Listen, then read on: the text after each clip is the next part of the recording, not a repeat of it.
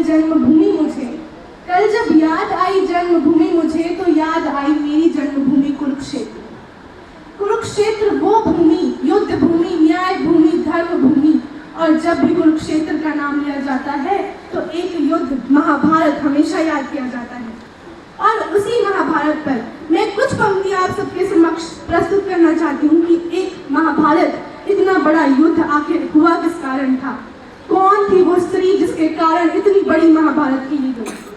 नमस्कार, मैं सानिया 10वीं कक्षा की छात्रा आप सभी के समक्ष कुपित यज्ञ सेनी पर अपने कुछ विचार लेकर उपस्थित हुई हूँ।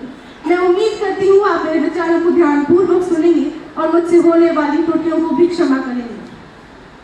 हे भीष्म पितामह कुछ बोलो, हे भीष्म पितामह कुछ बोलो, कुलवधू है तुम्हें पुकार रही। हे भीष्म पितामह कुछ बोलो, कुलवधू है तुम्हें पुकार रही। दुर्योधन जो व्यवहार किया वो तुम सबको क्या लगा सही, वो तुम सबको क्या लगा सही। मेरे केश पकड़ कर लाया है, मेरे केश पकड़ कर लाया है करता दुशासन दुर्व्यवहार। आर्य की सभी माताओं ने क्या दिया नहीं कोई संस्कार, आर्य की सभी माताओं ने क्या दिया नहीं कोई संस्कार। मैंने तो दाव नहीं खेला, मैंने तो नहीं दाव खेला 64 की शाही क्रीड़ा में। जब दोष नहीं कोई मेरा तो क्यों मैं इतनी पीड़ा में, तो क्यों मैं इतनी पीड़ा में, तो क्यों मैं इतनी पीड़ा में। संपत्ति नाम है किसी राजा की जो हारे मुझको खेल जुआ, संपत्ति नाम है किसी राजा की जो हारे मुझको खेल जुआ। दादा तुम तो नीति प्रिय हो तो फिर क्यों इतना लाचार हुआ, दादा तुम तो इतने नीति प्रिय हो फिर क्यों इतना लाचार हुआ।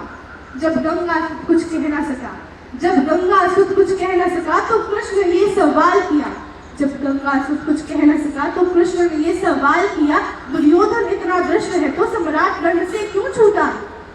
दुर्योधन इतना दृष्ट था तो क्यों सम्राट गण से है छूटा।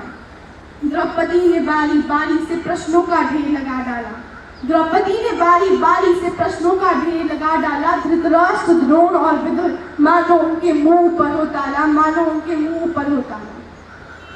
आखिर मैं बरसी पांडव पर, आखिर मैं बरसी पांडव पर, किस बूते पर हो मेरे पिया। बताओ मुझको क्या सोचा जो यूं बाजी पर लगा दिया, बताओ तो मुझको क्या सोचा जो बाजी पर यूं लगा दिया। माँ कुंती ने मुझे बांट दिया पति बने पांचों भाई, माँ कुंती ने मुझे बांट दिया पति बने पांचों भाई। यूं मेरी दुर्दशा देख तुम सबको लाज नहीं आई, यूं मेरी दुर्दशा देख तुम सबको लाज नहीं आई। मुझको लगता था कि रणवीरों की मैं सबला हूँ, मुझे ये लगता था कि रणवीरों की मैं सबला हूँ, किंतु अब मुझे ज्ञात हुआ कि मैं तो डरपोकों की अबला हूँ, किंतु मुझे ज्ञात हुआ कि डरपोकों की मैं अबला हूँ। किंतु कृष्ण ने साफ कहा है कि, श्री कृष्ण ने साफ कहा है कि बस कर्म तुम्हारा कल होगा, बस कर्म तुम्हारा कल होगा। अगर कर्म में सच्चाई है तो कर्म कहाँ निष्फल होगा। हर एक संकट का हल होगा, वो आज नहीं तो कल होगा।